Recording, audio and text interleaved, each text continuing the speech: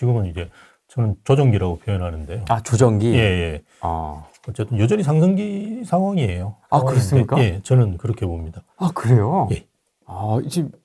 지금 뭐 고점 대비 막 몇 퍼센트 떨어졌다 막 예. 이런 얘기 나오고 노도강 패닉 막 이런 얘기 나오는데 지금 근데 뭐 우리가 생각해 보시면 금리가 그 7배 정도 올랐어요. 네. 1년 사이에. 네. 예, 금리가 7배 올랐는데 조정을 안 받는다는 건 이상한 거고요. 네. 그래서 뭐 조정은 받았는데 사실은 작년에도 뭐 의미 있는 건 아닌데요. 반등의 움직임이 있었고요. 지금도 마찬가지인데요. 네. 제가 뒤에서 좀 말씀드리겠지만 1월 들어가지고 거래량이 조금씩 늘고 있어요. 그건 뭐 제가 거래량이 는다는 걸 말씀드리는 게 아니라 통계상으로도 이제 서울이 오늘 제가 봤는데 2,058건인가 매매 거래량이 했는데요. 예. 4,000건 정도 작년에 가다가 최근에 이제 1,000건대로 떨어졌어요. 맞습니다. 그러다가 2,058건인데 아직 한 10일 정도 남았지 않습니까? 그러면 이게 더 이제 되겠죠. 네. 그러면 작년 12월하고 비교해 보더라도 네. 상당히 많이 늘었고요. 네.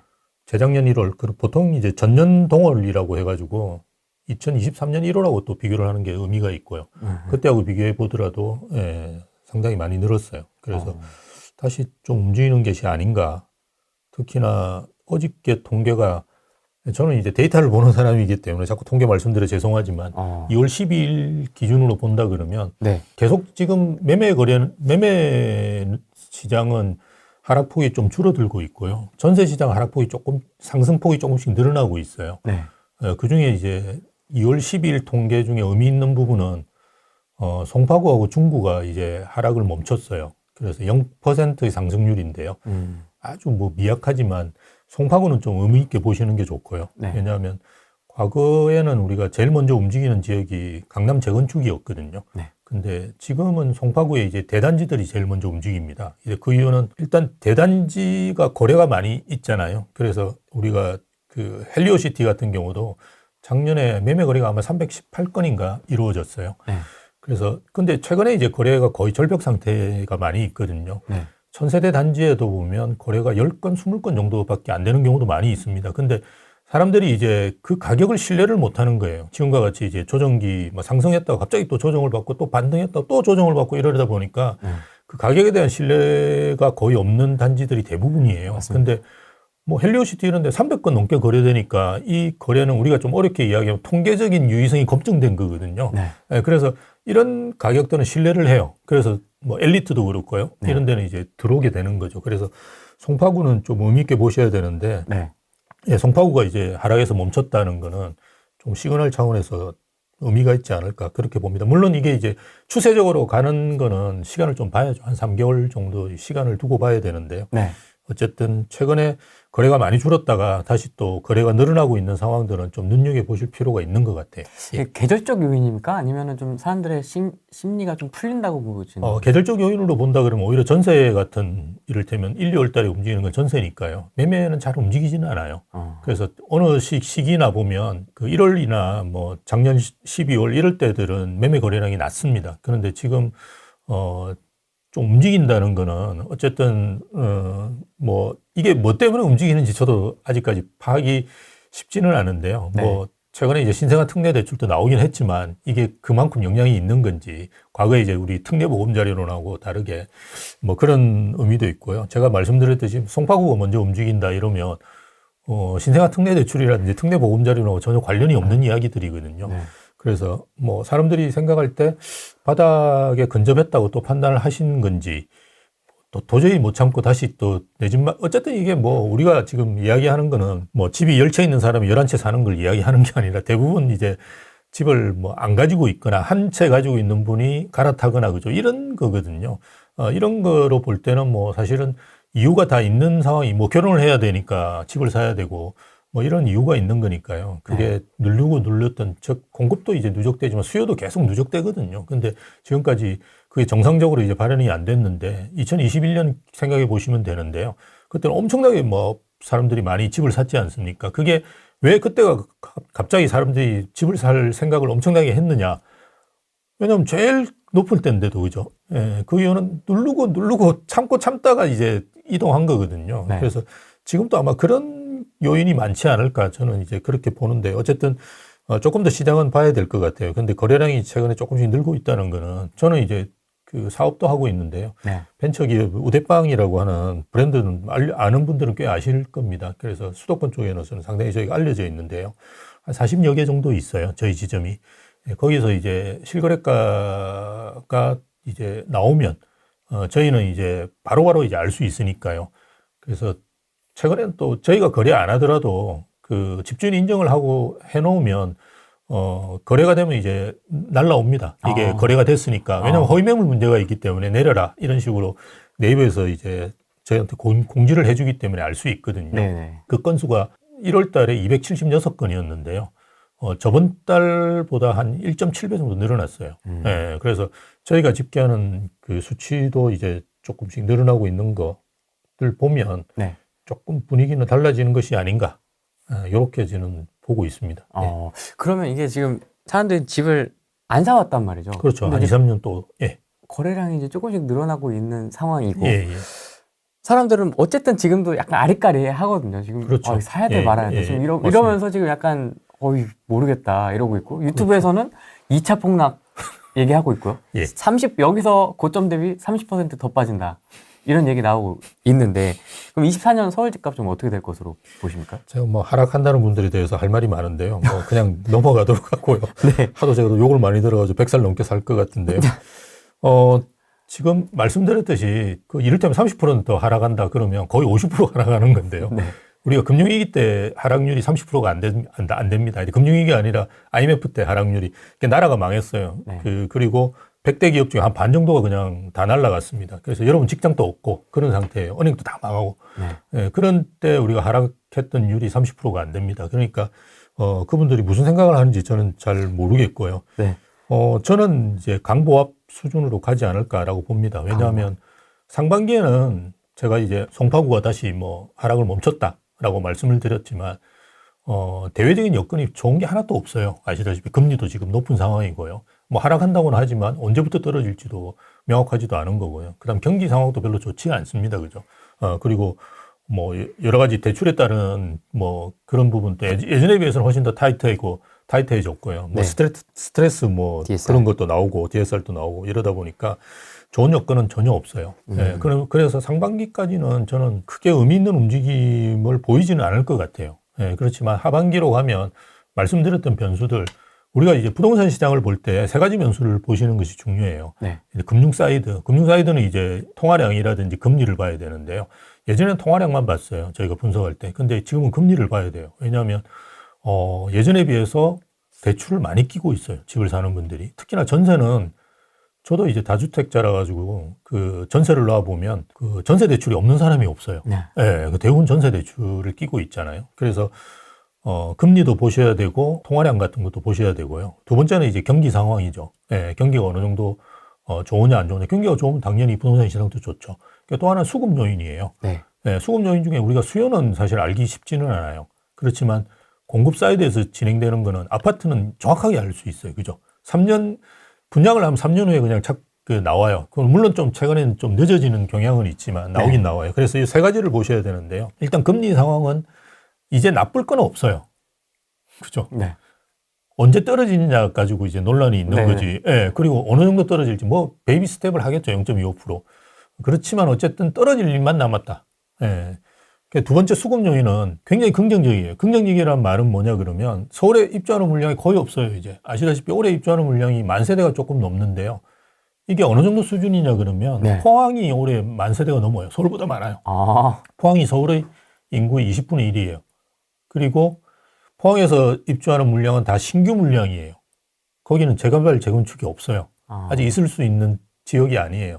서울은 입주하는 물량의 7, 80%가 뭡니까? 재개발, 재건축이에요. 네. 그러면 입주하는 10,000세대 이상에서 진짜 신규 물량은 몇천 세대밖에 안 되는 거예요. 아주 심각한 거예요.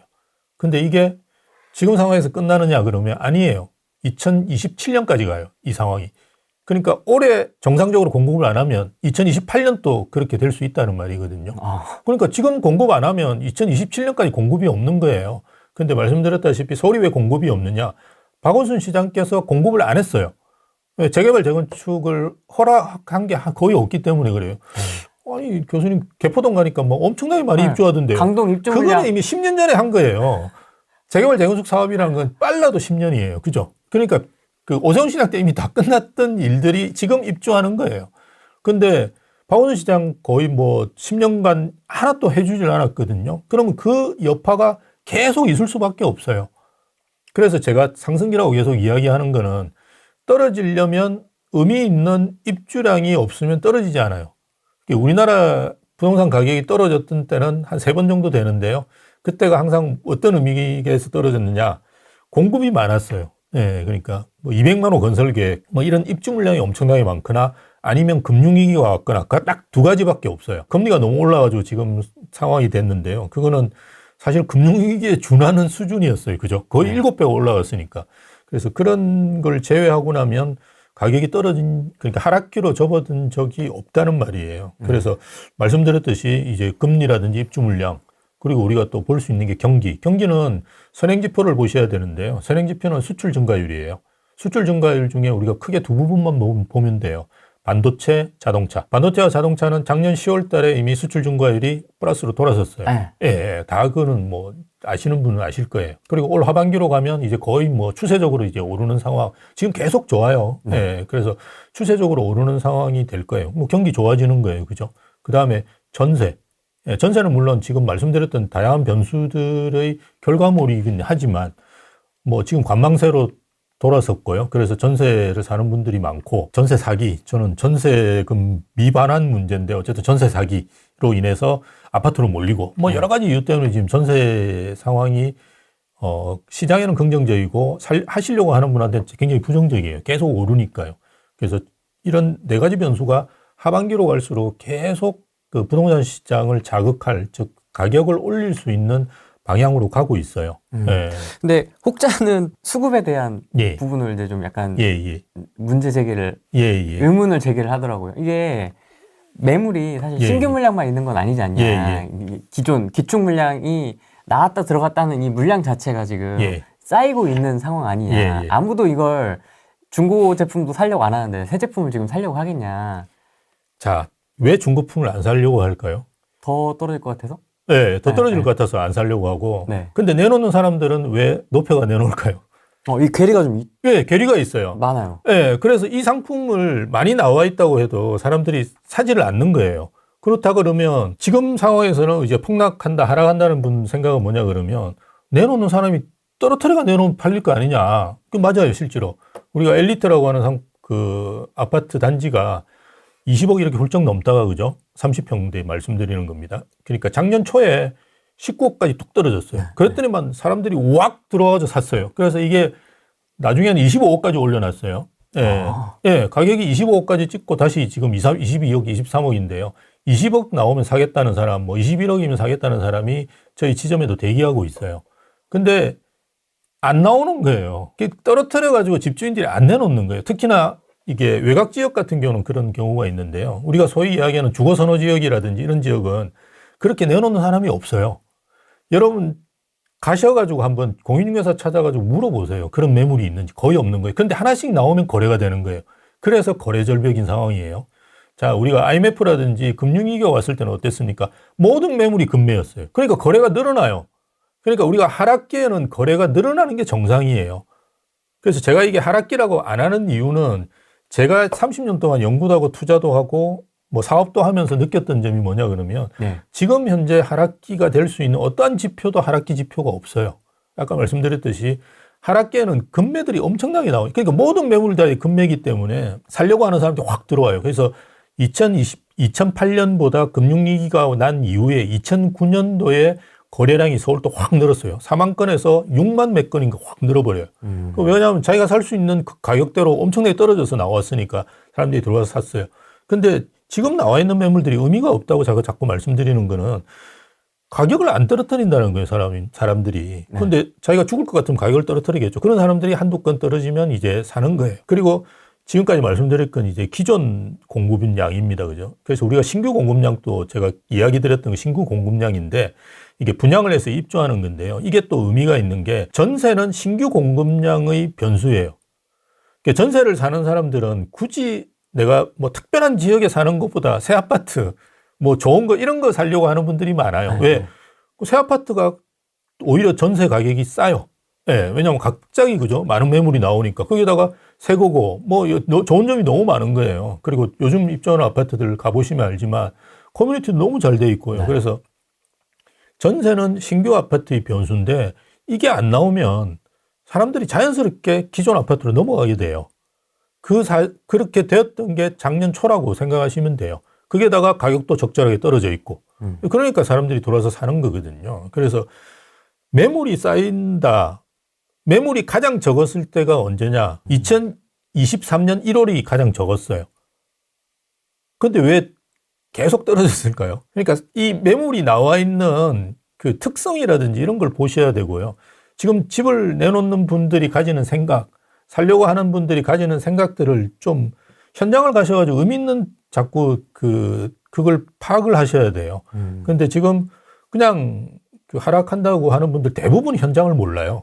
그럼 지금 집주인과 지금 매수 예. 희망자의 사이 갭이 벌어져 있죠. 생각은 지금 어떻게 지금 있습니까? 그러니까 매수 희망자 같은 경우는 지금 살려고 하는데 집값이 너무 높다. 그래서 얼마 되면 사겠냐. 그러니까 작년 초 정도 수준이면 사겠다. 집주인도 말도 안 되는 지금 오르고 있는데 이렇게 집주인들은 생각하잖아요. 근데 그 갭이 좁혀질 거예요. 좁혀지는데 제가 생각할 때는 올 초에 이제 움직임이 있다는 거는 급매로 해서 2,000건이 넘기는 쉽지는 않아요. 그렇다 그러면 이거는 이제 그 가격을 수용하고 물론 이제 2023년 초의 가격은 아닐 수 있겠죠. 그거보다 조금 높은 가격을 받아서 이제 들어오는 분들이 시장에 있다. 라는 거고요. 특례보금자리론 우리가 뭐 신생아 특례대출 이거는 시장의 거래를 늘리는 데는 도움이 되는데요. 가격을 올린 데는 전혀 도움이 안 돼요. 그게 뭐 특례보금자리론 때문에 가격이 올랐다 이렇게 이야기하는 분들이 많은데요. 그건 잘못 알고 계신 거예요. 특례보금자리론이 이루어졌던 지역들은 대부분 서울이 외곽 지역이에요. 말씀하셨던 노도광 지역. 이거 아니고는 서울에서 9억 이하의 아파트를 살 수 있는 데가 없어요. 그런데 여기서는 가격을 후려칠 수 있어요. 이미 금매도 많이 나와 있고요. 그래도 안 사잖아요, 지금. 가격을 후려칠 수 있어요. 그러다 보니까 가격을 오히려 더 떨어뜨리는 역할을 했어요. 그래서 노도광은 오르지도 않았고요. 오히려 더 떨어질 때가 많아요. 그래서 지금 현재 시장 상황들을 정확하게 아셔야 돼요. 근데 노동왕이 떨어졌으니까 앞으로 더 떨어지겠지. 이건 아니거든요. 영끌족 패닉 막 이러죠. 그러니까요. 그거는 오히려 시장에 미치는 영향이 크지는 않아요. 이를테면 강남 3구라든지 그죠. 우리가 소위 이야기하는 주거선호 지역 또는 뭐 마영성이라든지 그죠. 이런 지역이 무너져야 돼요. 근데 이런 지역에 사는 집주인분들은 그렇게 내놓지를 않아요. 안 팔리면 말지 이렇게 생각하는 분들이 많다는 거예요. 그래서 아직 우리가 시장이 하락할 수 있는 어떠한 변수도 저는 보지를 못했기 때문에 하락기가 아니라고 말씀을 드리는 거예요. 금융과 경기 사이드에서 한 예. 가지 이제 많이 나오는 질문이 PF 문제가 아직 터지지 않았다. 예. 총선 이후에 지금 예. PF 문제가 심각해서 예. 이거 터질 수 있다. 예. 그럼 이제 또 와르르 이럴 것이다. 예. 이런 얘기 좀 나오는데. 건설에서 무너지는 거하고 부동산 시장하고 무슨 관련이 있을까요? 가만히 생각해 보셔야 되는 게 이건 생산 사이드예요. 우리 지금 계속 이야기하는 건 소비 사이드를 이야기를 했거든요. 네. 생산이 무너진다고 해도 아파트는 입주를 해요. 우리나라는 대한주택도시보증공사가 있어가지고 다 분양보증을 받았어요. 아파트는.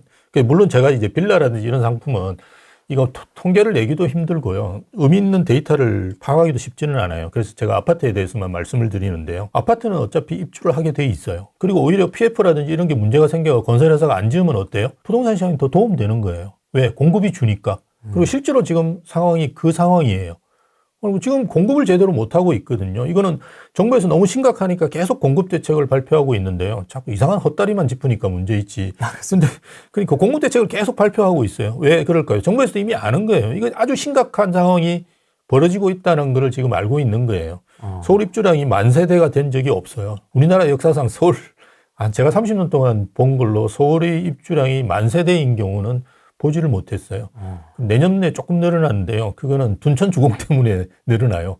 12,000세대가 들어오니까 늘어나는 거지. 그걸 제외하면 공급은 거의 없어요. 예, 그래서 PF 부실 문제는 우리가 생산 측이 문제예요. 그거는 이제 정부에서 이게 제가 볼 때는 전이되지 않도록 막을 거예요. 그리고 이게 PF 이 정도의 몇십조 문제가 우리나라 경제를 흔들다 이거는 아니에요. 우리나라 경제가 이제 그렇게 작은 수준이 아니에요. 예, 그래서 PF 부실 문제가 심각하고 사실은 건설회사들이 지금도 계속 무너지고 있고요. 대부분 이제 지방입니다. 지방이지만 무너지고 있고 하는 거는 저도 이제 굉장히 안타까운 상황인데요. 어차피 이거는 뭐라 그럽니까? 옥석을 가리기를 해야 돼요. 계속 그죠?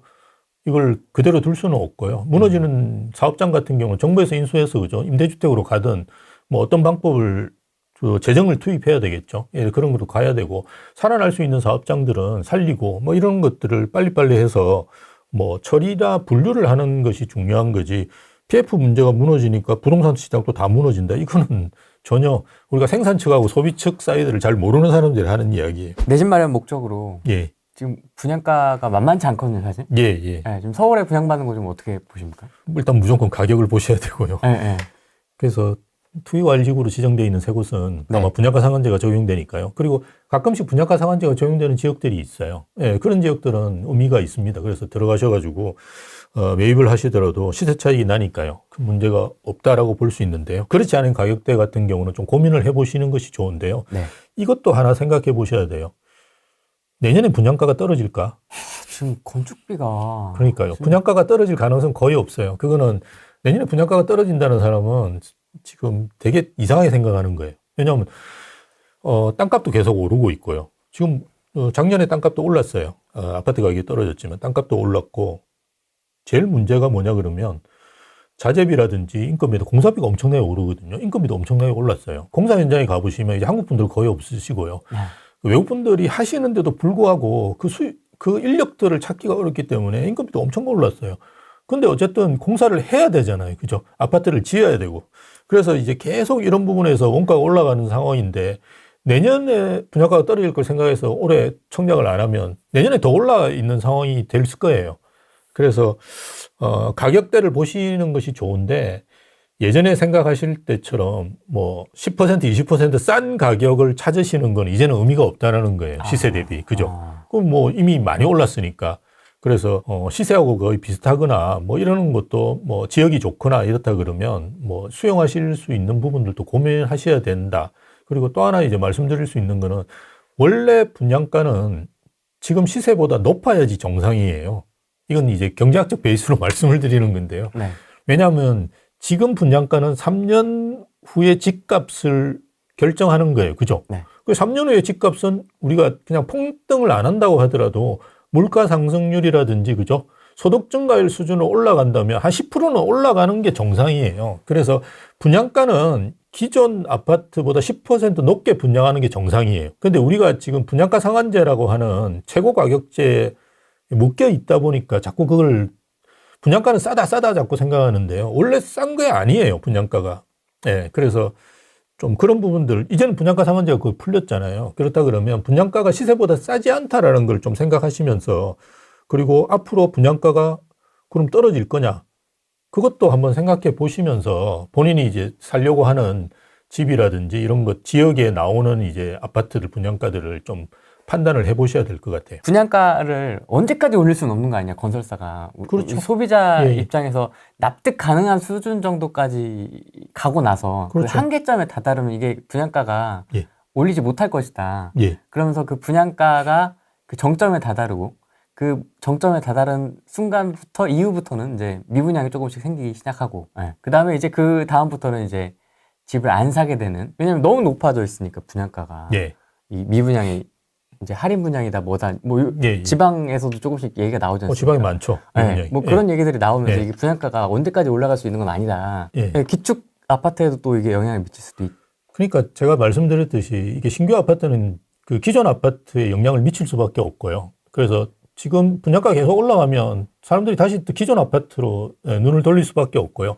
저는 이제 말씀을 많이 드리는 게 어떤 거냐 그러면 지금 신규 분양 아파트도 비싸다 그러면 입주하는 아파트를 많이 노려보셔라 이런 이야기를 드리는데, 물론 이제 2년 거주하셔야 되기 때문에 매물은 많지는 않아요. 그렇지만 이게 금매 같은 것들이 나오거든요. 그래서 뭐 기존 아파트 같은 경우는 이미 그 전에 이제 분양가들이 결정됐고, 그죠? 원가 수준으로 반영해서 이제 한 거기 때문에 특히나 또 입주하고 이러면 가격이 많이 조정이 되죠. 예. 그래서 그 가격은 굉장히 이제 어떤 면에서 리저너블 하거든요. 그래서 그거를 판단하셔서 하시는 게 좋다라고 말씀드리고요.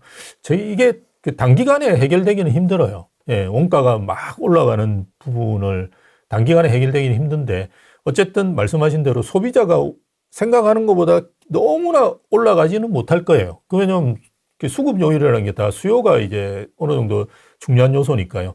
하지만 건설회사들 입장에서는 어쨌든 이걸 이제 원가가 안 올리기 위해서 뭔가 혁신 같은 게 이루어지겠죠. 예전에 보면 이제 그런 혁신들이 공사 현장에도 나와요. 우리가 제조업만 혁신이 있는 게 아니고요. 건설업도 혁신이 있어요. 그래서 공사 현장이 옛날에 비해서 많이 달라졌어요. 근데 아직도 우리나라 공사 현장 같은 경우는 옛날이랑 큰 차이는 없어요. 그 건축공사보다 습식공사가 많고 프리 해가지고 이미 만들어 놔가지고 그죠, 공장에서 가져오는 거 이런 것보다는 현장에서 하는 게 많거든요. 이제 그런 데 대한 혁신이 일어나면서 어느 정도 수준까지는 안 오르면서 갈 수는 있겠죠. 하지만 이게 이제 그 완전히 공사비를 무시하고 건설회사가 그렇게 할 수 있는 것도 아니고요.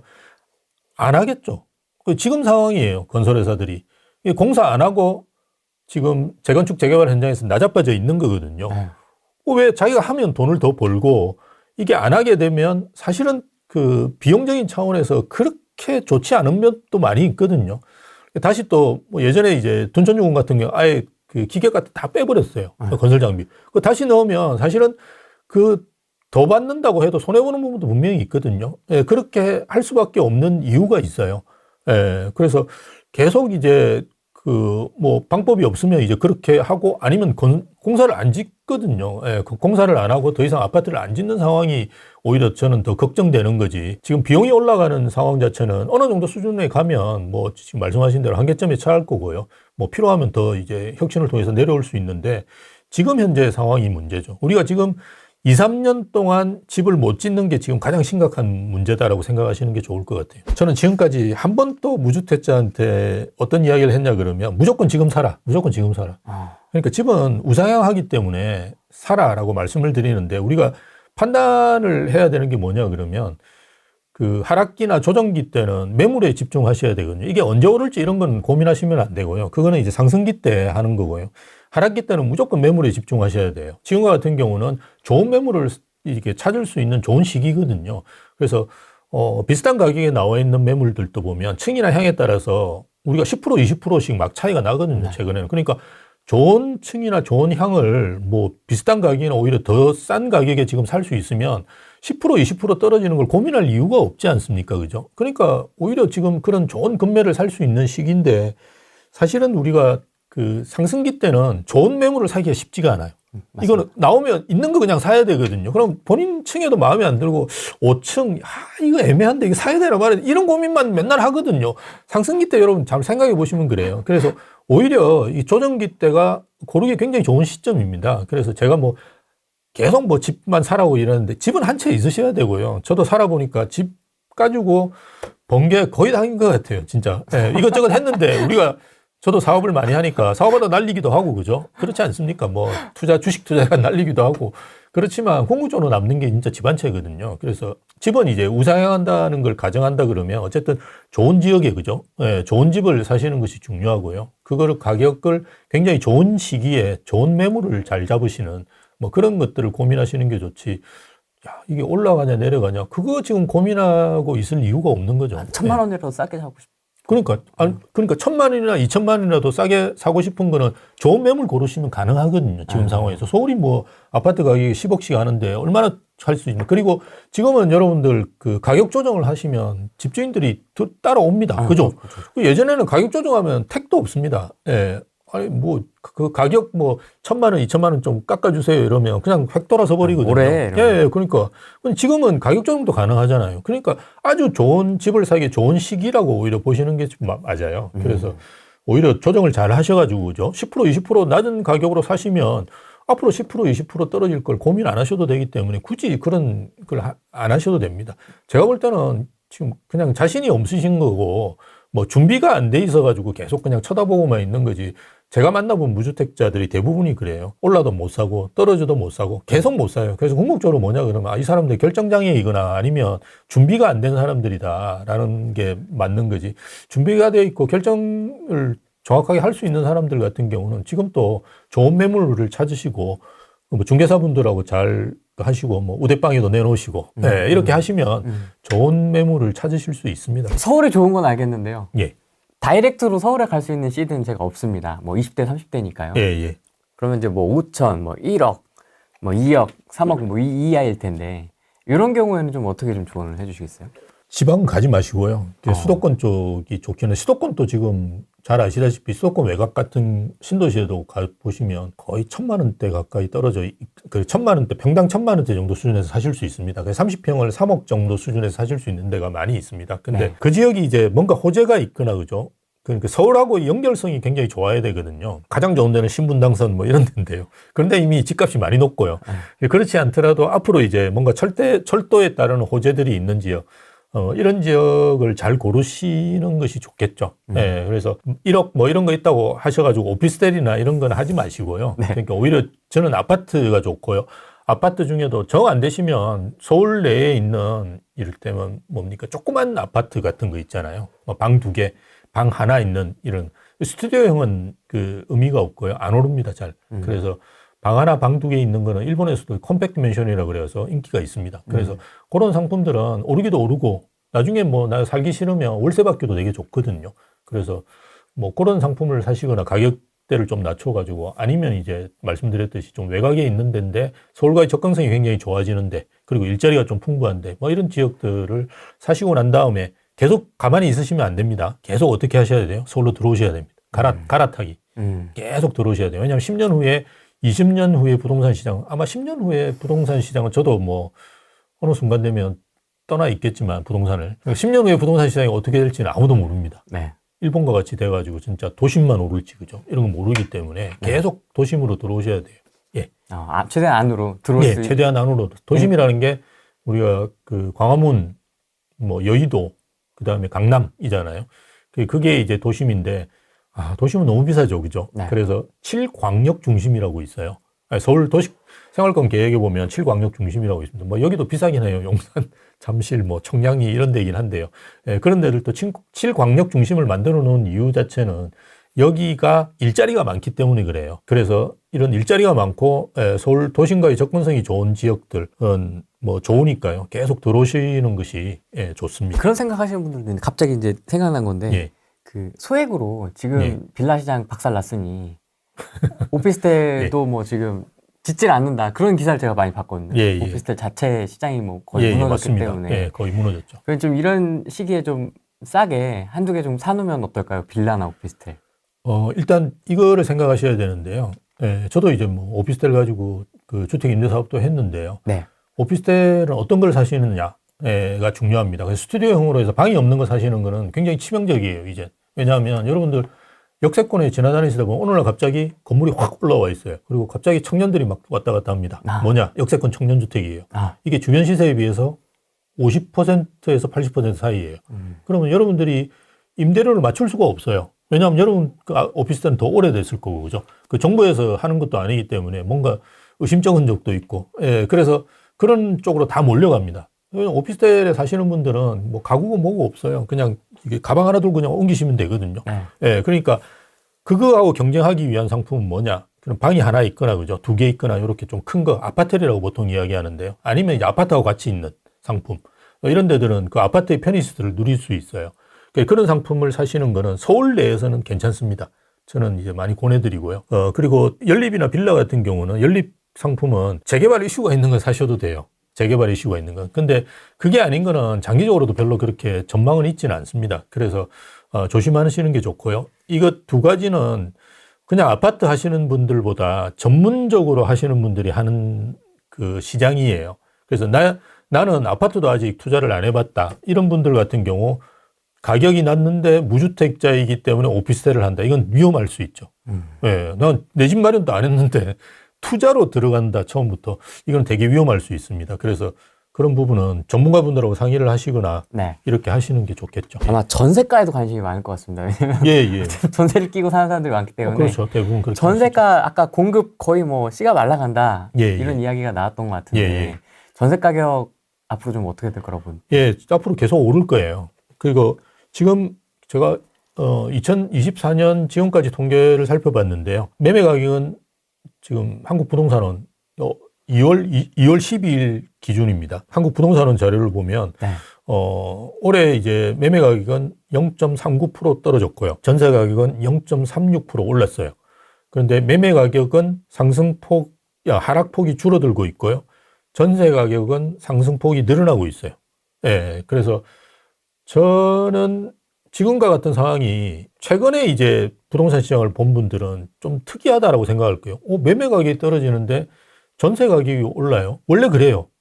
이거는 30년 동안 부동산을 봐온 저 입장에서는 당연한 거예요. 아, 그렇습니까? 예. 매매 가격이 떨어지더라도 전세 가격이 버티거나 전세 가격이 약간 오르면서 갭이 계속 줄어들어요. 그죠? 그러면서 나중에 어느 시점이 되면 어떻게 됩니까? 갭이 더 다시. 줄어들어서 이제 전세 가격이 매매 가격을 쳐올리는 게 상승기 초반이에요. 이게 정상적인 건데요.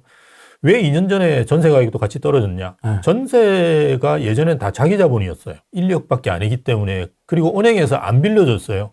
전세 대출이란 것 자체가 없었었어요. 근데 지금은 모든 사람들이 다 전세 대출을 받아서 해요. 전세 대출은 담보대출보다 싸요. 그러니까 안 빌릴 이유가 없는 거예요. 근데 그러다 보니까 이제 금리에 굉장히 민감하게 되는 거죠. 그죠? 예. 그러니까 다 전세에 있다가 월세로 다 가버린 거예요. 그래서 전세와 월세, 매매와 전세가 같이 떨어졌는데요. 전세가 더 떨어졌어요. 이런 적이 없어요. 그래서 이거 아주 특이한 거예요. 지금 상황이 정상적인 거예요. 제 말을 잘 이해하셔야 돼요. 그러니까 매매 가격이 떨어지더라도 전세 가격은 버텨요. 원래. 그리고 그러니까 우리가 하방 경직성이 크다라는 게 전세 가격인 거예요. 그러 다음에 더 떨어지면 어떻게 돼요? 매매 가격을 쳐올리는 이게 수순으로 밟아져요. 왜냐하면 이럴 바에는 매매 그냥 사지. 이런 순간이 옵니다. 어느 순간 되면. 이 돈이면 예. 씨. 예, 그러니까 아니 이거 바에는 어차피 담보대출 받을 수 있는데 담보대출 받아가 사지. 예, 뭐 이렇게 이제 바뀔 수 있거든요. 그러니까 전세 가격은 계속 오를 가능성이 크고요. 네. 왜냐하면 아까 말씀드렸듯이 매매를 하려고 하는 분들이 옛날에 비해서 많이 줄었잖아요. 그래서 관망세로 많이 돌았으면 그냥 전세로 눌러앉고 그 기존에 사는 사람들이 계속 전세로 눌러앉으니까 새 전세 매물은 신규 아파트를 통해서 공급되는데 신규 아파트는 입주를 안 하죠. 이러니까 계속적으로 전세 가격이 오를 수밖에 없고요. 그리고 말씀드렸듯이 담보대출보다 전세대출이 오히려 싸요. 그러니까 사람들이 월세보다는 이제 전세로 돌아서고 전세 사기 이런 것 때문에 연립이나 이런 데는 이제는 전세는 없어요. 대부분 다 그 전세 사는 분들이 아파트로 다 넘어왔어요. 그러니까 이런 여러 가지 수요가 늘어나는 측면이 있기 때문에 전세 가격은 오를 수밖에 없어요. 그러면 이 아까 언젠가는 이 시점이 있지 않습니까? 매매가와 전세가가 붙는. 그 다음에 이제 매매가를 쳐올리는. 그렇죠. 요 붙는, 최대한 붙는 그 전세가율이라고 해야 될까요? 요거는 어느 정도라고 보여요? 전세가율로 보면? 예전에는 수도권이 60%고요. 네. 저 지방 같은 경우는 70%라고 이야기했는데요. 네. 사실은 그거는 뭐 정확하지 않아요. 왜냐하면 전세 가격은 사실은 우리가 가격보다는 수요를 더 집중할 필요가 있는데요. 네. 지방에 가보시면 전세가율이 높아요. 원래 지방은. 맞습니다. 그래서 지방은 그러면 뭐 금방 오르겠네 이렇게 생각하시면 안 돼요. 왜 그러냐 그러면 거기는 매매 수요보다 전세 수요가 많은 거예요. 그렇잖아요. 뭐 사봤자 안 오르니까 사람들이 다 전세 살려고 하겠죠. 네. 그래서 전세가율이 높은 거고요. 수도권이 전세가율이 왜 낮냐? 여기는 전세 수요보다 매매 수요가 많은 거예요. 강남 같은 경우에는 30%대까지 떨어지는 적이 있습니다. 전세가율이. 왜? 전세 살면 바보니까. 그냥 내가 학군 때문에 잠깐 사는 사람은 할 수 없지만 아니 여기는 그냥 사놓으면 계속 오르는데 왜 전세로 살아? 이렇게 이제 사람들이 생각하거든요. 그러니까 전세가율이 굉장히 낮아요. 그래서 그런데 어쨌든 기준점은 대략 한 60, 70 정도 되는데요. 이거는 지역에 따라서 조금 보정하셔가지고 살펴볼 필요는 있어요. 대구 할인 분양도 하고 있고요. 미분양 난 데 되게 많은데. 예. 지방 미분양 난 거 좀 잡으면 안 됩니까, 그러면? 지방은 좀 조심하시는 게 좋고요. 왜냐하면 저는 뭐 고향이 부산입니다. 그리고 대구에서도 강의도 많이 하고 하는데요. 네. 서울이나 수도권 쪽은 수요가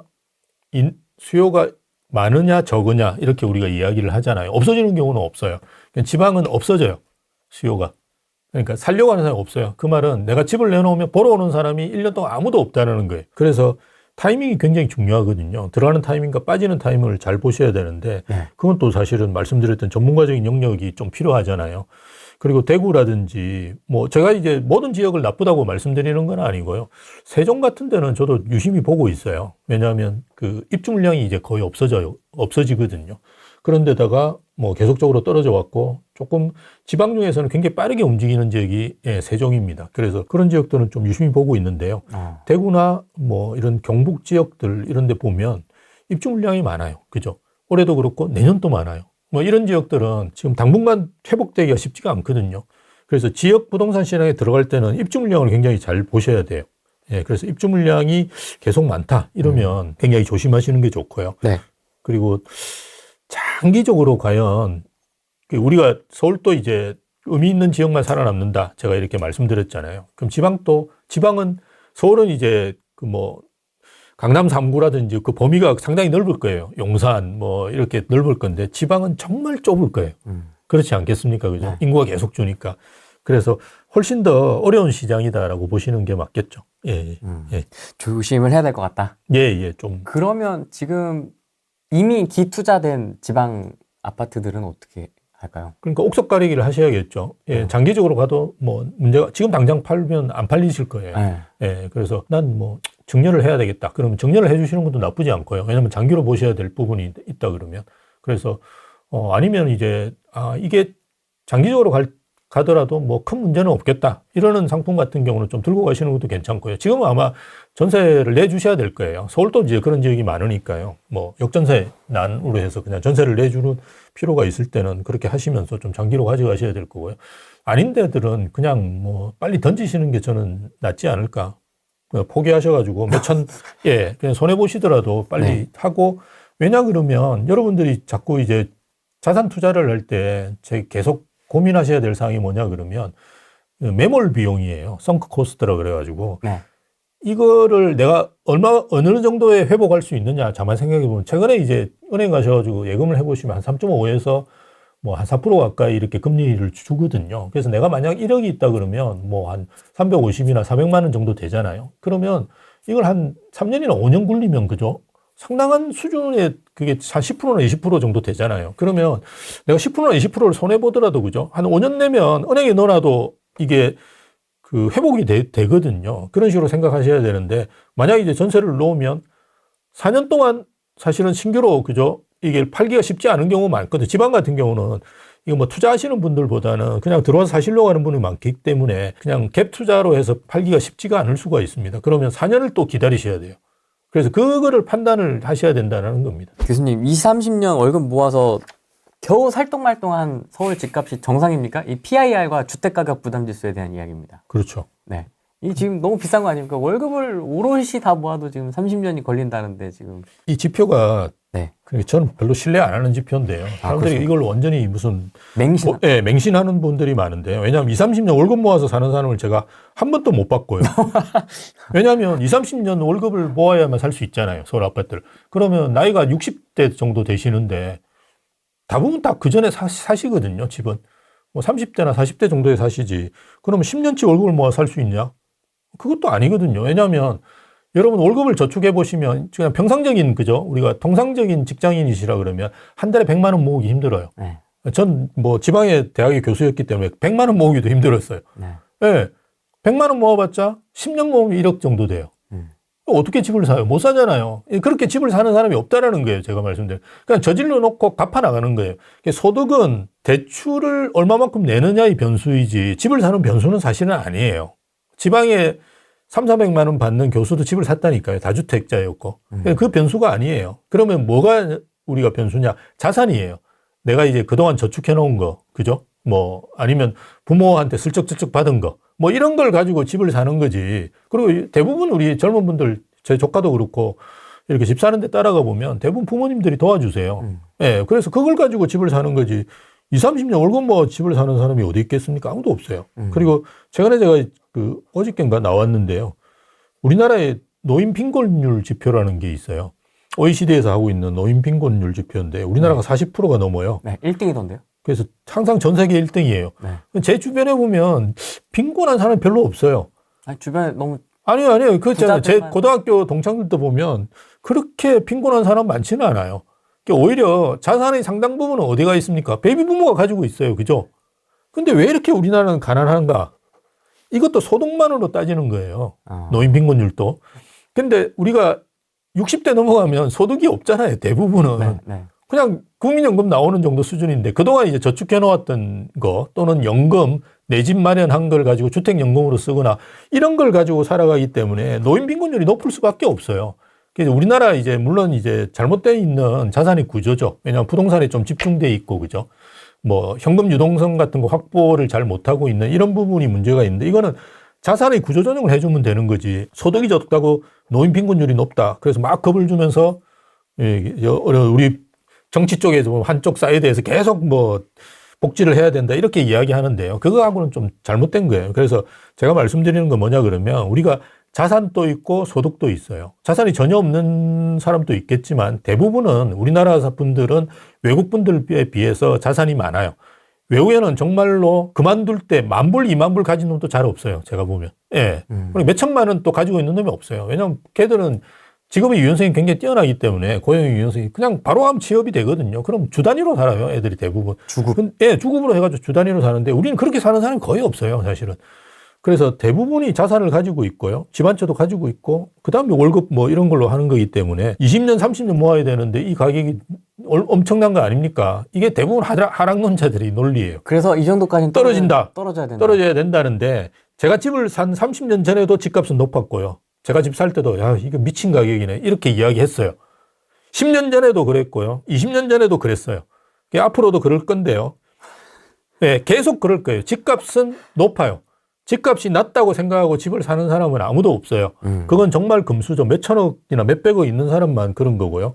예, 그리고 제가 통계를 좀 말씀을 드리면 예. 국민은행에 보면 통계가 있는 건데요. 내가 내 소득에서 어느 정도 집을 사느냐. 국민은행에서 대출을 많이 해주잖아요. 네. 그래서 만들어 놓은 데이터를 보면 15배를 사요. 이게 우리나라 사람들, 서울에 있는 사람들 평균이에요. 자, 근데 우리나라 상위 한 10% 정도 되는 사람, 서울에 있는 집을 살려면 한 상위 10% 정도 되는 사람이 가능하다고 가정하고, 예, 왜냐하면 서울에 있는 아파트는 실제로 따지고 보면 상위 10% 정도에 돼요. 그래서 상위 10% 정도 되는 분은 1억이 넘어요. 우리나라 연봉만 해도 1억이 넘어요. 근데 두 분이 번다 그러면 거의 2억인데 뭐 그렇진 않고 한 1억 5천을 가정하더라도 15배를 산다고 생각해 보세요. 한 20, 30억을 사는 거예요. 그래서 집값이 적절해요. 그런 계산이 나오는군요. 제가 이런 말씀을 드리면 또 뭐 댓글에 또 온갖 욕을 다 하겠지만 네. 어쨌든 지금 현재 우리가 실질적인 데이터 뭐 20배가 어떠니 저떠니 이런 데이터가 아니고요. 실질로 소득에 대해서 어느 정도 높은 집값을 사느냐 하면 15배 정도의 집값을 삽니다. 그걸 가지고 우리가 한 1억 정도 버는 분들 뭐 부부가 벌면 사실은 평균 소득을 하더라도 1억 정도 된다고 보시는 게 맞거든요. 그런 분들이 살 수 있는 거는 15억 정도의 집은 사실 수 있다. 그래서 소위 하락론자들이 이야기하는 50% 폭락해야 된다. 이거는 조금 과하다. 예, 그렇게 보시는 게 맞아요. 예. 50%가 떨어질 때까지 놔두지 않을 것 같은데. 아무도 안 나눠두죠. 10%만 떨어져도 들어올 사람들 많아요. 그러니까 현장을 잘 모르고 하는 소리죠. 제가 이제 하도 대학에 오래 있다 보니까 계속 이제 어디 나가면 그 댓글들에 나와 있는 게 보면 아니 이 사람은 현실을 너무 모르네 이렇게 이야기하는데요. 저 정말 그 댓글은 좀 안 쓰셨으면 좋겠어요. 욕을 하는 건 좋은데 저만큼 현실을 잘 아는 사람이 없어요. 아시다시피 우리 후레이님은 아주 잘 알아요. 저에 대해서. 저는 우리나라에서 제일 큰 부동산 회사를 하고 있어요. 그 회사에 제가 가맹사업본부장을 맡아가지고 네. 현장을 계속 돌아다녔어요. 예, 지금은 이제 연구소만 하고 있는데요. 네. 돌아다녔어요. 그러면 그 현장에 거래되는 거 이런 거 다 제가 체크를 해가지고 보고 있어요. 저도 투자를 하는 사람이고. 근데 가끔 이제 토론에 나가도 그 상대편이 그런 이야기 해요. 뭐 현실을 모르니까. 제가 너무 황당해가지고 이 사람이 도대체 현실을 얼마큼 아는지, 현장을 얼마큼 나가는지, 그죠? 그래서 좀 욕을 하시는 건 좋은데 하도 들어가지고 이제. 그분보다 등기를 많이 쳤을 것 같은데. 등기도 많이 쳤죠. 제가 많이 가지고 있어요. 5채 가지고 있었는데요. 근데 그게 아니라 저는 그 투자를 안 하더라도 네. 현장은 저희가 알 수밖에 없어요. 저는 뭐 직방이라든지 이런 정보 플랫폼이 아니라 저희는 현장을 다루는 중개 플랫폼이에요. 그래서 중개가 뭐 저희가 몇백 건씩 하는데 한 달에 그거를 계속 저희가 주시하고 있는 사람인데 제가 그렇게 하겠습니까? 그러니까 전혀 현장을 제가 제일 잘합니다. 뭐 생각이 여러분하고 다를 수는 있는데 네. 제가 현장에 있는 이야기들을 많이 해드리려고 노력하죠. 어느 순간부터 이제 정보가 엄청나게 많아졌어요. 네. 그냥 뭐 한 1, 2년 투자에 성공한 분들도 다 전문가라고 이제 막 기어 나오고 있어요. 네. 전 진짜 30년 동안 건설산업연구원 들어간 게 2005년이니까요. 1995년이니까 딱 30년 됐거든요. 그래서 30년 동안 데이터를 보고 이렇게 해보니까 지금만큼 정보가 많을 때가 없는데요. 대부분은 소음이에요. 그죠? 우리가 소음과 신호라는 책도 있습니다. 저도 굉장히 재밌게 봤는데요. 네. 저는 이제 주식 관련된, 금융 관련된 책도 많이 보는데요. 이게 소음과 신호를 잘 구분하셔야 되는데 대부분 정보는 소음이라고 보시는 게 맞아요. 그럼 신호는 뭐냐? 저는 딱 두 가지만 봐요. 아까 말씀드렸던 뭐 세 가지, 경기까지 나오면 세 가지고요. 그 경기는 근데 경기가 안 좋아도 집값이 오르는 경우가 있거든요. 그러다 보니까 제가 그 변수는 그렇게 주의 깊게 안 보는데요. 일단 그 금융 사이드를 잘 보셔야 되는데요. 이게 네. 이제 원래는 통화량만 저는 봤어요. 이게 돈이 어느 정도 풀려 있느냐. 이게 따라서 그러니까 M2라고 하는 광의의 통화량과 집값 상승률은 거의 동조화합니다. 저희가 해보면. 네, 그래서 그 변수를 주는 게 중요하고요. 최근에 이제 금리 변수도 중요해요. 예전에는 금리가 올라도 가격이 오를 때가 있었어요. 그거는 왜 그러냐 그러면 금리가 오른다는 건 어떻습니까? 경기가 좋다는 말이에요. 경기가 좋으니까 이 과열을 잠재우기 위해서 정부 차원에서 정책금리로서 이걸 올리는 거거든요. 근데 그렇기 때문에 경기가 좋으면 가격이 또 오를 수도 있죠. 그래서 동조화가 상당히 낮았어요. 근데 아마 이제는 말씀드렸듯이 그 대출이라든지 금융을 많이 활용해서 집을 사시니까 동조화가 상당히 될 거예요. 그래서 금리 사이드도 보셔야 되고요. 네. 그 두 가지가 이제 금융 사이드도 보셔야 될 거고요. 두 번째는 아까 말씀드린 입주 물량입니다. 입주 물량 중에 아파트예요. 아파트. 그리고 신규로 입주하는 물량. 요걸 보셔야 됩니다. 그게 이제 서울, 그 다음에 여러분들이 사시려고 하는 지역, 그 지역의 입주 물량, 요 두 가지를 잘 보시면 여러분이 부동산 시장 선택하시는데 크게 문제는 없으실 거예요. 그럼 핵심은 금융 사이드와 수요 공급. 맞습니다. 수급 요인. 직장 근처에 집이 있다는 말이잖아요. 근데 이게 왜 중요하느냐를 생각해 보셔야 되는데요. 네. 예전에는 우리가 직장이 외벌이가 많았어요. 저희 때는. 베이비부모들은 외벌이가 꽤 있었습니다. 그래서 한 명만 버는 거죠. 그러다 보니까 직장 근처에 있는 거가 큰 의미가 없었는데요. 지금은 두 분이 버시는 게 대부분이잖아요. 네. 그러니까 직장 근처에 이렇게 두 집을 어떻게 이제 배분해서 그죠? 할 수 있을지 이런 것들을 고민할 수밖에 없고요. 직장 근처에 사셔야 되는 수밖에 없도록 도시가 옛날에 비해서 많이 확장돼 있어요. 그죠? 옛날에 서울은 진짜 좁았어요. 지금은 뭐 범서울권이라 그러면 사실 수도권을 다 쳐야 되잖아요. 예. 그래서 뭐 파주 운정에서도 서울에 와야 되니까 우리가 GTX 이런 걸 깔고 있는 거거든요. 네. 그래서 서울이 굉장히 커졌기 때문에 사실은 그 멀리 있으면 저녁이 있는 삶을 누리기 힘들잖아요. 예. 근데 MZ세대들 같은 경우는 직장 근처에 살고 싶어 하시는 분들이 되게 많아요. 우리하고 다르게. 우리 때는 직장 근처에 있으면 일을 많이 시켰어요. 퇴근을 안 시켰었어. 술 먹자 그러고. 그러니까 맨날 술 먹자 그러고 그랬었어요. 그래서 저도 마포에 있다가 막 일산으로 도망가고 그랬거든요. 그러니까 근데 요즘은 택도 없습니다. 52시간 지켜야 되고 이러기 때문에 일을 시킬 수도 없고요. 그러니까 우리는 토요일도 일했어요. 그러니까 이게 너무 힘들었는데요. 요즘 그런 일이 전혀 없잖아요. 그래서 토요일도 일하지? 예. 옛날 사람. 예. 그래서 이런 상황이기 때문에 훨씬 더 그게 의미가 있고요. 네. 그리고 이게 축소지향의 사회로 가잖아요. 인구가 줍니다. 네. 그 인구가 줄면 어딘가 사람들이 모여 살게 돼 있어요. 그래서 일본 같은 경우 가보시면 신도시, 제가 이제 안식년을 일본에서 했는데요. 네. 신도시 같은 경우는 상당히 어려움을 많이 겪고 있고요. 도심만 올려. 일본의 아파트 가격이 계속 떨어졌다고 생각하시는 분이 계신데요. 떨어졌긴 했는데 어느 순간부터 이제 반등을 한 지역이 어디냐. 일본 도심의 타워 맨션이에요. 우리로 이야기하면 주상복합. 예, 이런 상품들은 꽤 올랐고 계속 지금 또 오르고 있습니다. 그래서 도심에 MZ세들이 모여 사는 거는 본인들이 원하는 게 다 그쪽에 있고, 그리고 최근에 이제 뭐 앱이나 이런 걸로 해서 많이 이제 생활 편의시설을 활용하는데 이런 것들이 빨리빨리 될 수 있는 데가 사실은 도심이거든요. 물론 우리나라는 저 뭐 캠핑장 가서 막 이렇게 불러서 오는 특이한 나라이긴 한데요.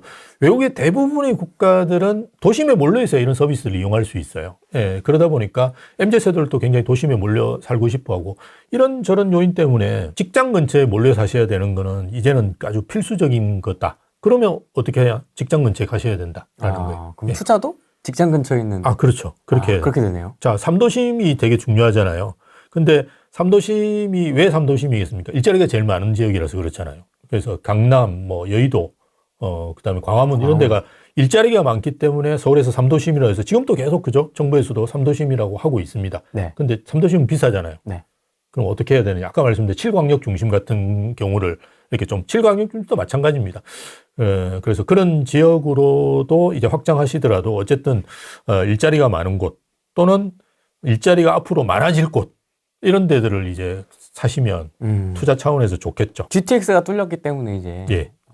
지방 수도권 이제 GTX 노선이 연결되는 지역들도 좀 오르는 거 아닙니까? 예, 최근에 이제 오르는 데가 네. 보니까 GTX 때문에 네. 이렇게 반등한 데가 꽤 있더라고요. 네. 그래서 그거는 의미는 있어요.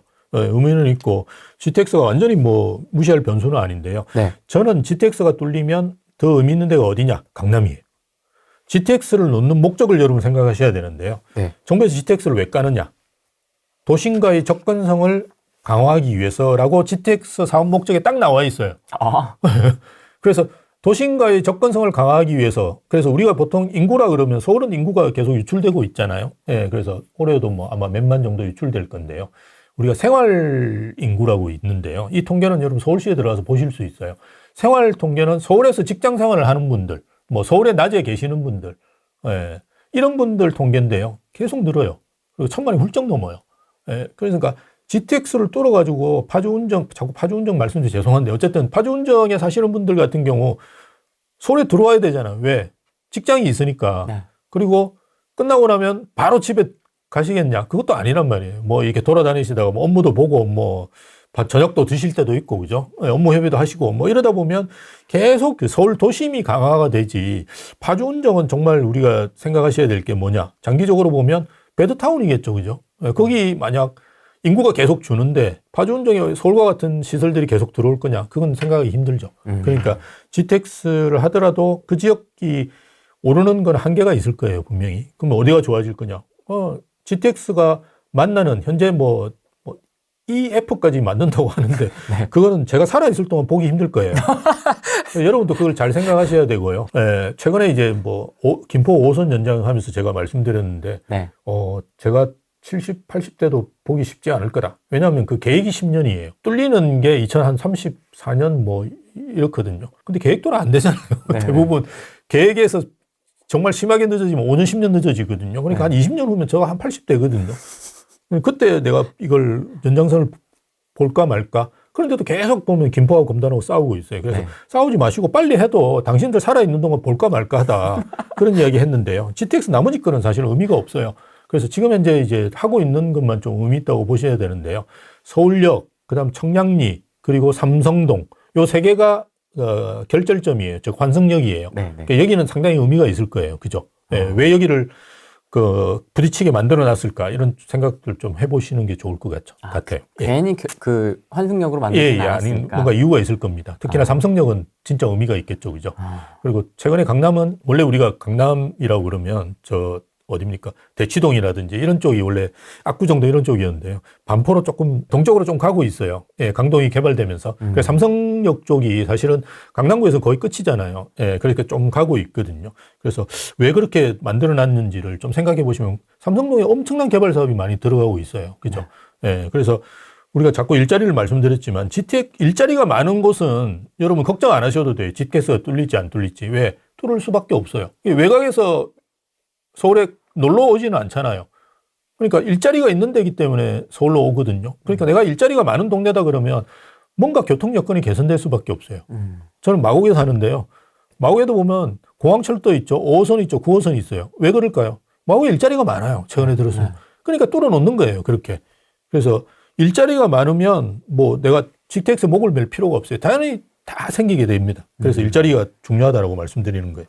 예, 뭐 양극화는 될 겁니다. 그리고 앞으로 아까 말씀드렸듯이 제가 뭐 일자리가 많은 데를 하시는 게 좋다. 이것도 보면 양극화 이야기거든요. 네. 그리고 지방과 서울 간의 이런 차이, 이런 것도 양극화의 문제고요.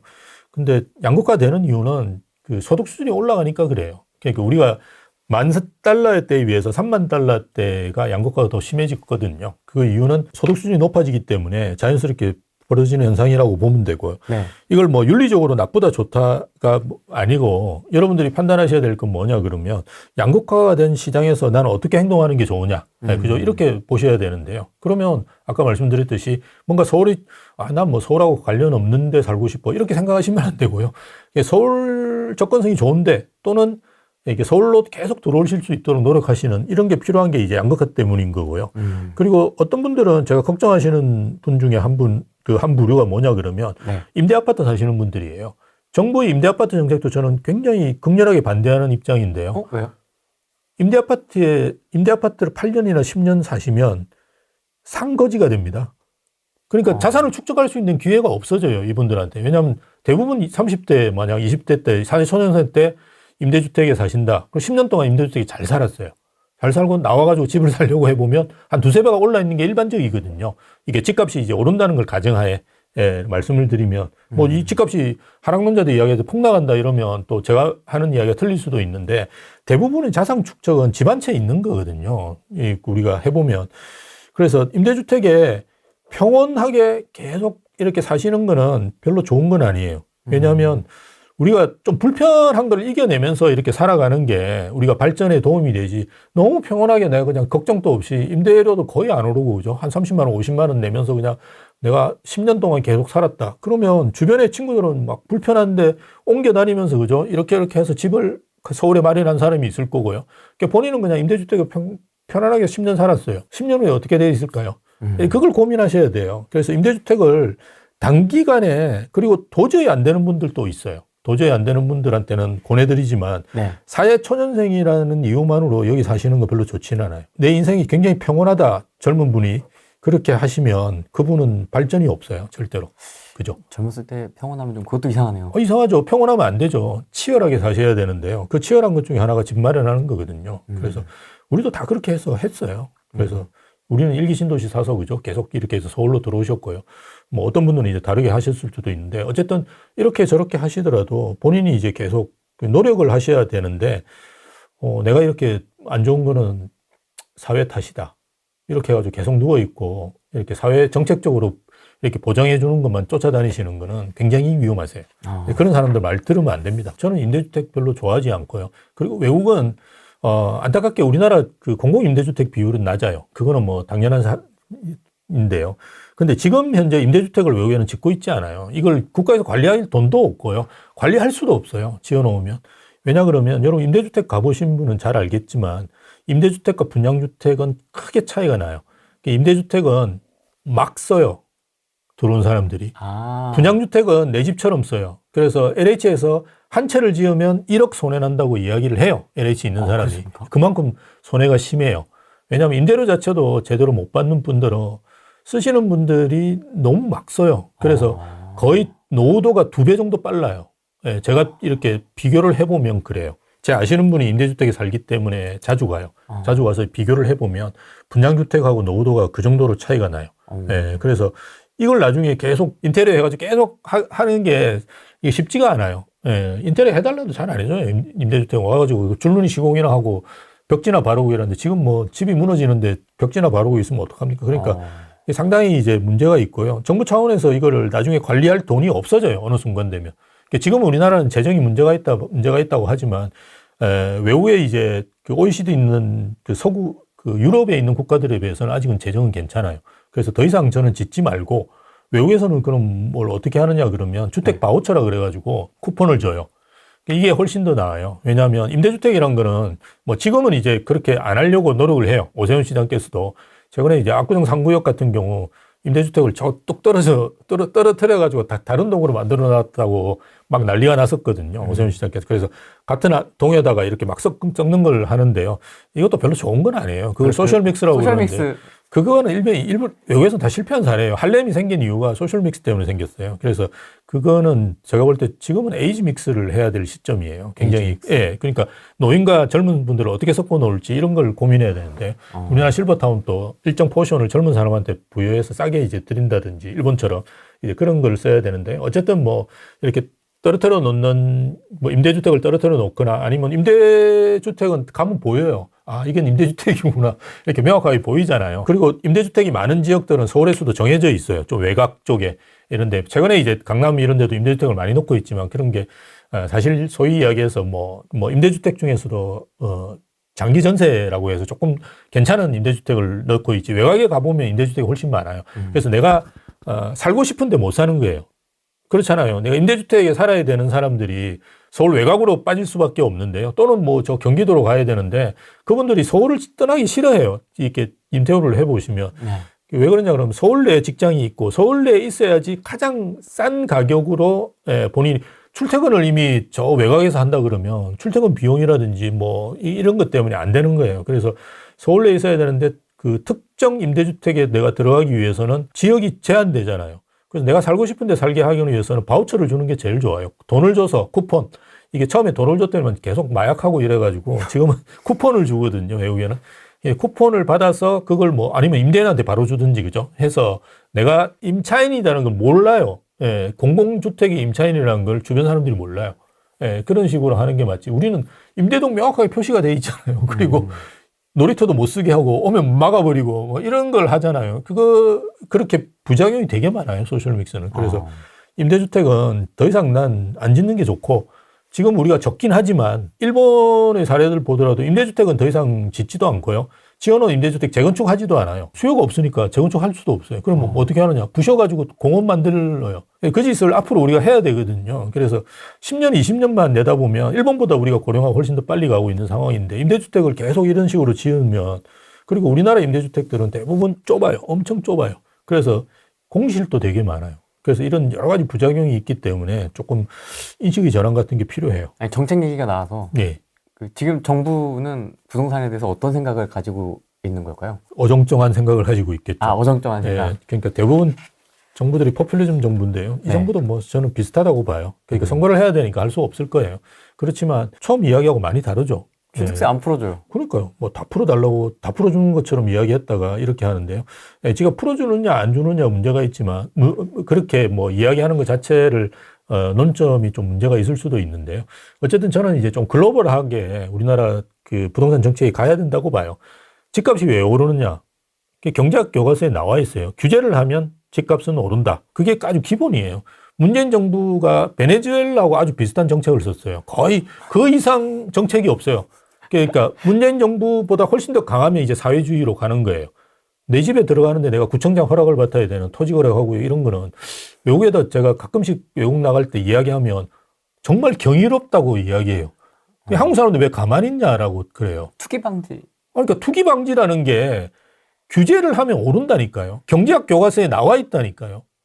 그러니까 어떻게 하냐. 공급을 많이 해가지고 이게 거래가 잘 되어서 가격을 떨어뜨리는 게 가장 좋아요. 그거는 경제학 교과서에 나와 있어요. 그러니까 현실적으로도 그렇고요. 왜 그러냐 그러면 2017년도에 문재인 정부가 들어와가지고 처음에 했던 게 이제 파리 대책을 내놨어요.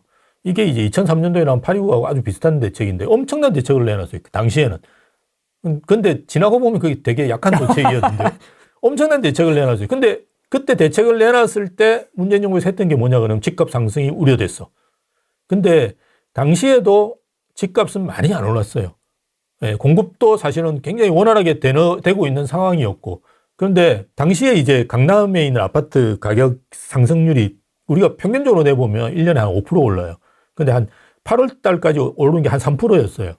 정상적으로 가고 있는 시장에다가 규제를 때린 거예요. 가면 놔두더라면 그렇게 안 올라요.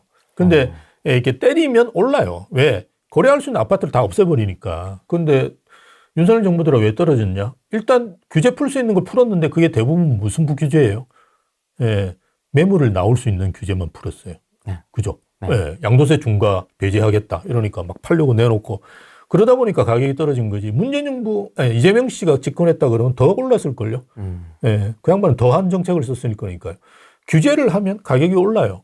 그거는 아주 기본적인 거예요. 예, 굉장히. 그래서 규제를 안 하고 좀 적절한 수준에서 집값이 가는 거를 이제 이렇게 가이드라인을 제시해서 그죠? 이렇게 틀만 좀 보호하는 정책들을 써야 되는데요. 그렇게 안 하다 보니까 가격이 오른 거지. 무슨 말을 하려고 했는지 모르겠는데 어쨌든 피자 얘기도 막 나오고 그랬었던 기억이 납니다. 피자가 무슨 부동산 가격 잡는 사람 피자를 쏘겠다고. 예, 그리고 그것도 있고 부동산이 빵가 같으면 정말 찍어내겠다 이런 이야기하지. 그것도 네. 모르고 예, 약간 이쁜데요. 예. 그냥 예. 여담인데 그냥 상상력을 발휘해 보면 예. 이재명 대표가 당선이 돼서 네. 그 정책이 이제 그런 굉장히 강하게 나왔겠죠. 그렇겠죠. 국토보유세부터 해가지고 엄청나게 강하게 나왔을 텐데 그것과 이 고금리 상황이 맞닥뜨렸다면 어떻게 됐을까요, 집값이? 근데 집값이 폭락하거나 이러지는 힘들었을 거예요. 왜냐하면 팔 수가 없었을 테니까. 네. 예, 저는 이제 그렇게 보지는 않는데요. 근데 정말 국가 경쟁력이 엄청나게 떨어졌겠죠. 저도 아마 이민 고민했을 거예요. 사회주의 국가에서 살 수는 없잖아요. 예. 그러니까 정책들이 대부분 사회주의인데 그래서 저는 왜 한국 분들이 이렇게 잘 순응하느냐 이렇게 고민을 많이 하는데요. 중국 제가 이제 외국 대학 일을 하면서 중국 분하고 일을 해본 적이 있어요. 그분이 이제 외국 대학에 투자하겠다고 해가지고 일을 네. 해봤는데 그 중국 분이 정확하게 저한테 지적한 내용이 있어요. 뭐냐 그러면 중국이 사회주의 하는 거하고 한국이 자본주의 하는 거는 굉장히 특이한 거다. 무슨 말이죠? 중국 사람은 자본주의로 똘똘 뭉친 사고를 한대요. 아, 예, 진짜 중국 분들은 그렇거든요. 사업 지질, 뭐, 돈, 이런 데 엄청나게 이제에 밝아요. 그런데 이게 지금 사회주의 하고 있다는 거예요. 그러니까 아주 특이한 거고. 한국 분들은 원래 평등이라는 의식이 굉장히 깊게 박혀 있대요. 자기가 만나본 사람 중에 대부분의 사람들이 뭐 이런 그런 생각을 가진대요. 그러니까 자본주의가 들어올 수 없는 나라인데 자본주의가 들어와 있대요. 그러니까 이 그런 온갖 그 정책이나 이런 것들을 수용을 하는 게 아닌가. 예, 그 양반들이 그런 이야기 하는데 제가 볼 때도 그런 것 같아요. 그 돈에 대한 부분들에 대해서 중국 분들은 선호하고 미국 분들도 그래요. 돈을 많이 번 사람들은 존경하거든요. 네. 우리나라 분들은 돈을 많이 벌면 일단 나쁜 놈이에요. 유일한 나라예요. 전 세계에서. 아, 그렇습니까? 그럼요. 외국에 최근에는 이제 젊은 분들도 이제 뭐 저는 뭐 20만 30만 원짜리 시계 차고 다니는데 플렉스 해가지고 하잖아요. 그게 최근에 생긴 거지 옛날에 그랬다가는 맞아 죽었죠. 예, 맞아 죽었죠. 그래서 거의 유일해요. 외국에는 절대 안 그래요. 그 돈을 번 분들에 대한 존경이 있어요. 물론 그 돈을 버는 게 좀 탈법과 편법이 왔다 갔다 하는 경우도 있긴 하지만 돈을 번 분들에 대한 존중이라든지 존경 같은 게 있고요.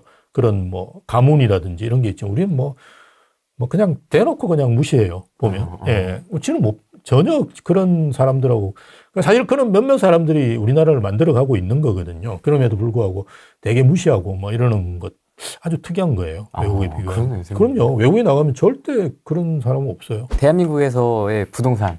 네. 뭐라고 좀 생각하십니까? 너무 오래 있어서 죄송합니다. 빨리 떠나야 되는데 제가 또 벤처를 하다 보니까 이거 떠나지도 못할. 저희는 다 사인을 했어요. 도망 못 가게.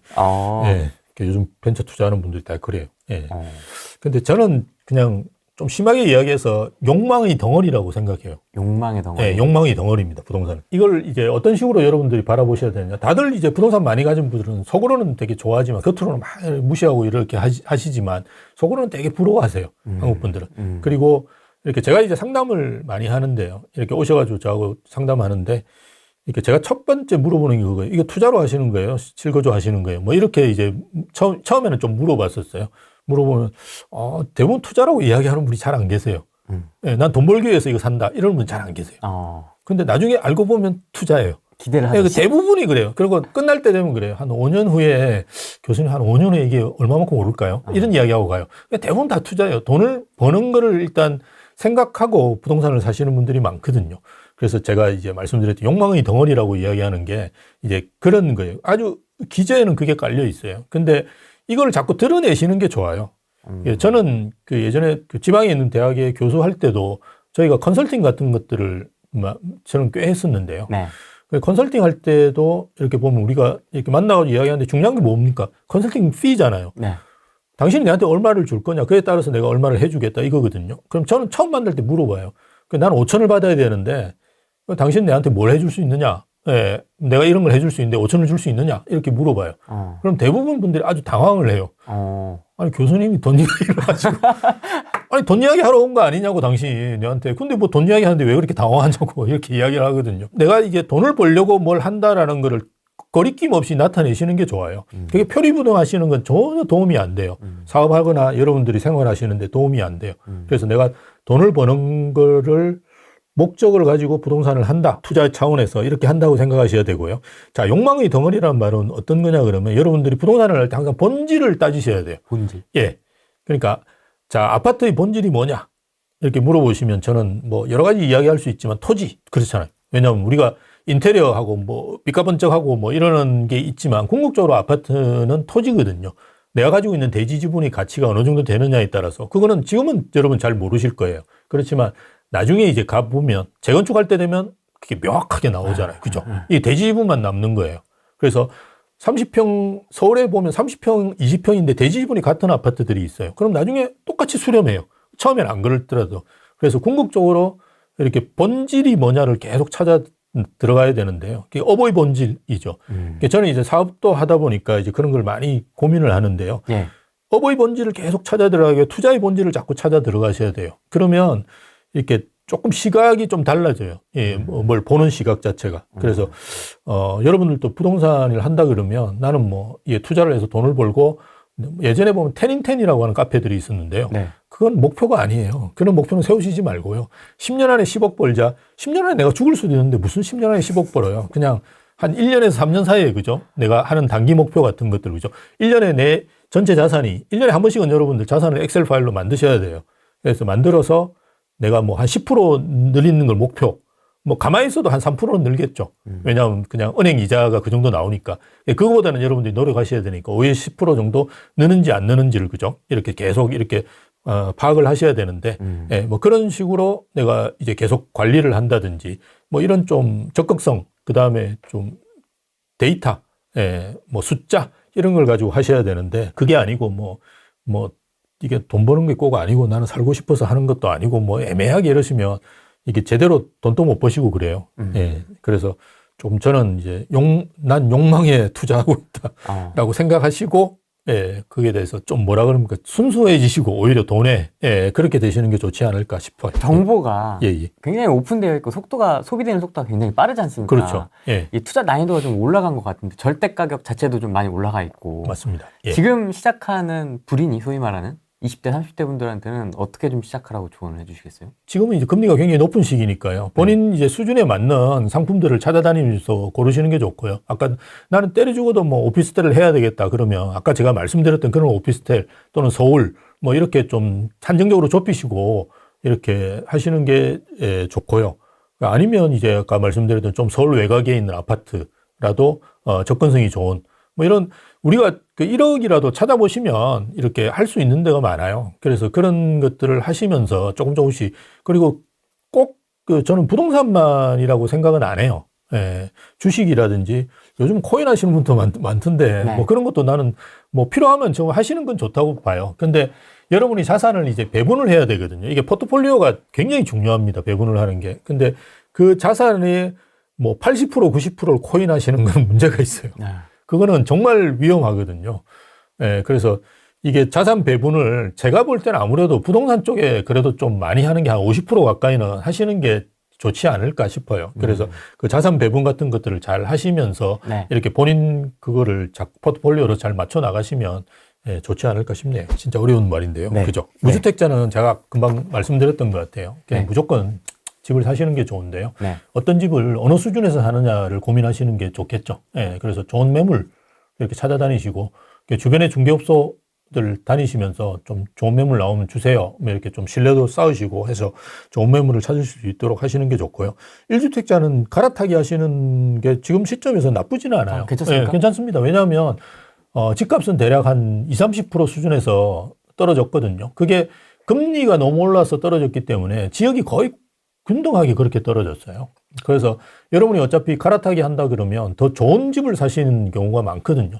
내가 안 좋은 집으로 갈아타기 한다 이런 분들보다는 좋은 집으로 갈아타기 하는 분이 많기 때문에 20, 30%가 떨어졌다 그러면 통상적으로 말씀드리더라도 10억이면 20% 떨어졌다 그러면 2억이 떨어진 거고 20억짜리는 4억이 떨어졌잖아요. 그래서 좋은 시점이기 때문에 갈아타기 하시는 건 나쁘지 않은데요. 옛날하고 다른 점은 사고 팔지 마시고 팔고 사셔야 된다는 게 되게 중요해요. 안 팔릴 수 있으니까. 안 팔리면 이거 아주 골치 아픕니다. 그죠? 그래서 본인 걸 이제 팔 수 있는 시기에 적절하게 이제 사실 수 있는 걸 고민하시면 되는데요. 네. 뭐 이렇게 가격이 오르고 있는 시기는 정말 빨리빨리 사야 되고 좋은 매물을 구하고 이러셔야 되기 때문에 좀 여유를 가지시고 제가 뭐 지금 사시라 이런다 하도 바로 지금 가서 뭐 사실 수는 없는 거고 좀 준비를 하고 뭐 올해 안 정도에 사시면 그죠? 크게 문제는 없으시겠죠. 뭐 그렇게 판단하시면 될 것 같고요. 네.